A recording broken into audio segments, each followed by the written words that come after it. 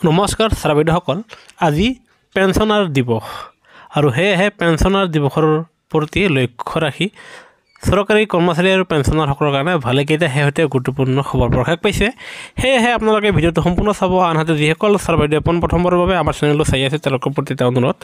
চৰকাৰী কৰ্মচাৰী আৰু পেঞ্চনাৰসকলৰ সৈতে জড়িত প্ৰতিটো হেহতীয়া খবৰ তথ্যসকলে সকলোতে আগত পাবলৈ আপোনালোকে নিশ্চয় আমাৰ চেনেলটো ছাবস্ক্ৰাইব কৰি ল'ব আনহাতে কাষত থকা নটিফিকেশ্যন বেলটো টাচ কৰি অল কৰিব নাপাহৰিব কিয়নো আপোনালোকে জানে যে আমাৰ চেনেলটো কেৱল কৰ্মচাৰী আৰু পেঞ্চনাৰসকলৰ ওপৰত প্ৰতিষ্ঠিত শ্ৰোতাসকল আজি পেঞ্চনাৰ দিৱস মানে পেঞ্চনাৰ্ছ ডে আৰু এই পেঞ্চনাৰ দিৱসৰ বাবে আপোনাৰ কৰ্মচাৰীসকলে অৱসৰ গ্ৰহণ কৰাৰ পিছত পেঞ্চন লাভ কৰে অন্যথা আপোনালোকে যি পেঞ্চন লাভ কৰি আছে নাইবা আপুনি যেতিয়া অৱসৰ গ্ৰহণ কৰিব তাৰ পিছত যে আপোনালোকে পেঞ্চন পাব সেই পেঞ্চন আপোনালোকে নাপালাহেঁতেন হেহে পেঞ্চন ব্যৱস্থা কাৰ বাবে হৈছে সেই ব্যক্তিজনৰ বিষয়ে জনাটো অত্যন্ত জৰুৰী শ্ৰোতাসকল বহুতে কয় যে পেঞ্চনৰ ব্যৱস্থা ভি.আৰ. আম্বেদকাৰে কৰিছে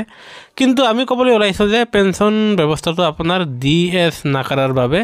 আপোনালোকে এই পেঞ্চনটো পাই আছে হেহে ডি.এছ. নাকাৰাৰ বাবে আপোনালোকে নিশ্চয় লাইক এটা দিব শ্ৰোতাসকল পেঞ্চনভোগী দিৱসত ডি.এছ. নাকাৰাক মনত পেলোৱাটো অত্যন্ত জৰুৰী প্ৰথমতে পেঞ্চনৰ ব্যৱস্থা নাছিল কিন্তু ডি.এছ. নাকাৰাৰ বাবে পেঞ্চন ব্যৱস্থাটো পুনৰাই প্ৰৱৰ্তন হ'ল আৰু পেঞ্চনক লৈ সুপ্ৰিম কোৰ্টত এই বিষয়টো উপস্থাপন হোৱাত 5জন বিচাৰপীঠে ডি.এছ. নাকাৰাৰ কেছৰ সিদ্ধান্তক্ৰমে এক ঐতিহাসিক ৰায়দান দিয়ে আৰু য'ত ৰায়দানত কোৱা হয় যে পেঞ্চন কৰ্মচাৰীৰ মৌলিক অধিকাৰ আৰু এই পেঞ্চন কৰ্মচাৰীসকলৰ কাৰণে পুৰস্কাৰ নহয় আনকি পেঞ্চন হ'ল কৰ্মচাৰীৰ কৰ্মদান কৰাৰ ফল পেঞ্চন ভিক্ষা নহয় পেঞ্চন হ'ল পেঞ্চনভোগীৰ অধিকাৰ পেঞ্চন পাবই লাগিব কৰ্মচাৰীৰে পেঞ্চন বন্ধ কৰাৰ ক্ষমতা নাই পেঞ্চনভোগীৰ বাবে এয়া কল্যাণকামী যোজনা য'ত কৰ্মচাৰীক আৰ্থিক সুৰক্ষা দিয়া হয় আৰু হেহে পেঞ্চন বন্ধ কৰিব নোৱাৰি কিয়নো পেঞ্চন কৰ্মচাৰীৰ মৌলিক অধিকাৰ শ্ৰোতাসকল পেঞ্চনভোগী দিৱসত পেঞ্চনাৰসকলক উদ্দেশ্যি ভালেকেইটা শেহতীয়া গুৰুত্বপূৰ্ণ খবৰ আমি ক'বলৈ ওলাইছোঁ য'ত আপোনাৰ চৰকাৰে এক শেহতীয়া জাননী প্ৰকাশ কৰি সকলো বিভাগৰ লগতে বেংক কৰ্তৃপক্ষসকলক নটিচ দি জনোৱা হৈছে যে এতিয়াৰ পৰা পেঞ্চনভোগীসকলৰ কাম সঠিক সময়ত কৰিবলৈ কোৱা হৈছে পেঞ্চনভোগীসকলে বেংকত নাইবা অফিচত গ'লে তেওঁলোকৰ সৈতে যাতে ভাল ব্যৱহাৰ কৰিব লাগিব তেওঁলোকক সন্মান সহকাৰে বহুৱাই লৈ পেঞ্চনভোগীসকলৰ সমস্যাসমূহ শুনিব লাগিব আৰু তেওঁলোকৰ সমস্যাসমূহ শুনি আপোনাৰ কম সময়তহে সম্পাদন কামসমূহ কৰি দিব লাগিব যদি পেঞ্চনভোগীসকলৰ কোনো এটা ফৰ্ম ফিল আপ কৰাত অসুবিধা হয় তেনে স্থলত বেংক কৰ্তৃপক্ষই নাইবা অফিচ কৰ্তৃপক্ষই সেয়া পেঞ্চনাৰজনক ফৰ্মখন ফিল আপ কৰি সহায় কৰি দিব আৰু পেঞ্চনাৰসকলৰ কামটো কম সময়তহে সমাধান কৰি দিব আনহাতে পেঞ্চনভোগীসকলক প্ৰথমতে প্ৰাথমিকতা দিব লাগিব আৰু তেওঁলোকৰ যিকোনো সমস্যা কম সময়ত সমাধান কৰি দিব লাগিব আৰু যিকোনো কিবা তেনেকুৱা ডাঙৰ সমস্যা থাকিলে সেয়া 45 দিনৰ ভিতৰতহে সমাধান কৰিব লাগিব আনহাতে 75 বছৰ ঊৰ্ধৰ পেঞ্চনাৰসকলৰ সমস্যা 30 দিনৰ ভিতৰত সমাধান কৰিব লাগিব এই ক্ষেত্ৰত আপোনাৰ আৰ্মিসকলৰ ফালৰ পৰা এক হেল্পলাইন নম্বৰ জাৰি কৰিছে যিটো হ'ল 1904 আৰু যাৰ জৰিয়তে আপোনালোকৰ সকলো সমস্যাৰ বিষয়ে আপোনালোকে সঁহাৰি ল'ব পাৰিব আনহাতে প্ৰত্যেক বছৰ কৰ্মচাৰীসকলে জীয়াই আছে কি নাই তাৰমানে পেঞ্চনাৰসকলে জীয়াই আছে কি নাই সেয়া চোৱাৰ বাবে আপোনাৰ লাইফ চাৰ্টিফিকেট আপোনাৰ প্ৰত্যেক বছৰে জমা দিব লাগে আৰু লাইফ চাৰ্টিফিকেট জমা দিয়াৰ ফলত পেঞ্চনাৰসকলে তেওঁলোকে বহুতো হাৰাশাস্তিৰ সন্মুখীন হ'ব লাগে আপোনাৰ বেংকত যাই দীঘল শাৰীত তেওঁলোকে গোটেই দিনটো ৰখি থাকিব লাগে সেয়েহে পেঞ্চনাৰসকলক সকাহ দিয়াৰ বাবে এতিয়াৰ পৰা পেঞ্চনভোগীসকলে ফেচ অথেণ্টিফিকেশ্যনৰ মাধ্যমেৰে তেওঁলোকে নিজৰ ঘৰত বহি তেওঁলোকৰ নিজৰ মোবাইলটোৰে তেওঁলোকে আপোনাৰ লাইফ চাৰ্টিফিকেট জমা দিব পাৰিব আনহাতে আপোনাৰ পেঞ্চনভোগীসকলৰ তেওঁলোকৰ যিকোনো কামৰ সমস্যা তেওঁলোকে ঘৰত বহিয়ে সমাধান কৰিব পাৰিব এই ক্ষেত্ৰত পেঞ্চনভোগীসকলৰ পেঞ্চন স্লিপ কিমান তেওঁলোকে এৰিয়াৰ কিমান পাব তেওঁলোকৰ দৰমহা কিমান বৃদ্ধি হ'লে সেই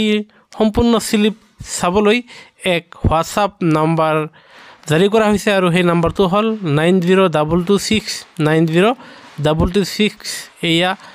হোৱাটছআপত গৈ হাই বুলি লিখিলে পেঞ্চনভোগীসকলে তেওঁলোকৰ সমস্ত পেঞ্চন স্লিপ এৰিয়াৰ স্লিপ কিমান লাভ কৰিব সেয়া জানিব পাৰিব।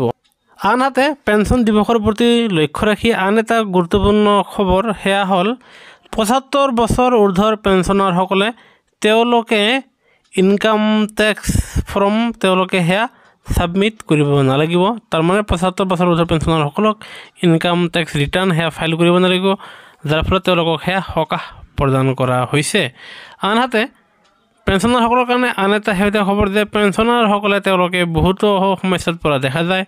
তেওঁলোকৰ সেই সমস্যাসমূহ সমাধান কৰিবলৈ এক টোল ফ্ৰী নম্বৰ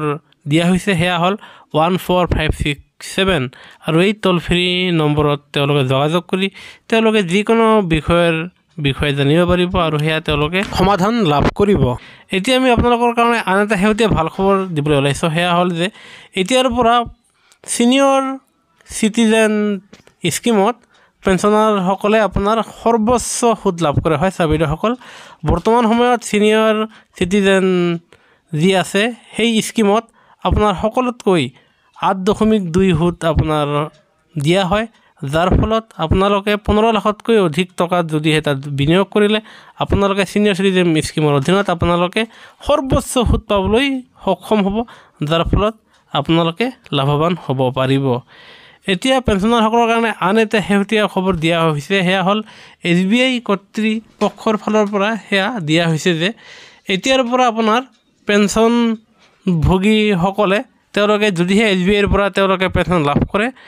তেওঁলোকে SBIৰ পৰা আপোনাৰ পেঞ্চন লোন ল'ব পাৰিব। হয় চাবিদসকল, আপোনালোকে ঠিকেই শুনিছে যে অৱসৰ গ্ৰহণ কৰাৰ ফলতো পেঞ্চনভোগীসকলৰ আপোনাৰ টকা পইচাৰ অনাটনে দেখা দিব পাৰে, যাৰ ফলত আপোনালোকে SBIৰ পৰা আপোনালোকে কম সুদৰ বিনিময়ত আপোনালোকে পেঞ্চন লোন ল'ব পাৰিব আৰু এয়া নতুনকৈ লঞ্চ কৰা হৈছে, যাৰ ফলত পেঞ্চনাৰসকলে লাভান্বিত হ'ব পাৰিব। এইখিনিতে কৰ্মচাৰীসকলৰ কাৰণে আন এটা শেহতীয়া খবৰ, এতিয়াৰ পৰা আপোনাৰ কৰ্মচাৰীসকলে অৱসৰ গ্ৰহণ কৰাৰ দিনাখনে তেওঁলোকে আপোনাৰ পেঞ্চন পাবলৈ সক্ষম হ'ব। হয় চাবিদসকল, আপোনালোকে যিদিনাখনে অৱসৰ গ্ৰহণ কৰিব সেই দিনাখনৰ পৰাই আপোনালোকে আপোনাৰ PPOটো পাবলৈ সক্ষম হ'ব, আপোনাৰ পেঞ্চন পে'মেণ্ট অৰ্ডাৰ, আৰু যাৰ ফলত আপোনালোকে অৱসৰ গ্ৰহণ কৰা দিনৰ পৰাই আপোনালোকৰ পেঞ্চন আৰম্ভ হৈ যাব। আৰু সেইকাৰণে আপোনালোকে আপোনালোকৰ জিলাত থকা আপোনাৰ পেঞ্চন চেণ্টাৰত গৈ আপোনাৰ কৃতজ্ঞতা পৰ্টেলত আপোনালোকে অৱসৰ গ্ৰহণ কৰাৰ 6 মাহ আগতে আপোনালোকে তাত আবেদন কৰিব লাগিব, আৰু যাৰ ফলত আপোনালোকে অৱসৰ গ্ৰহণ কৰাৰ সেই নিৰ্দিষ্ট দিনাখনেই আপোনালোকৰ পেঞ্চন সুচাৰুৰূপে পাবলৈ সক্ষম হ'ব, যাৰ ফলত আপোনালোকে আৰ্থিক অনাটনৰ সন্মুখীন হ'ব নালাগিব।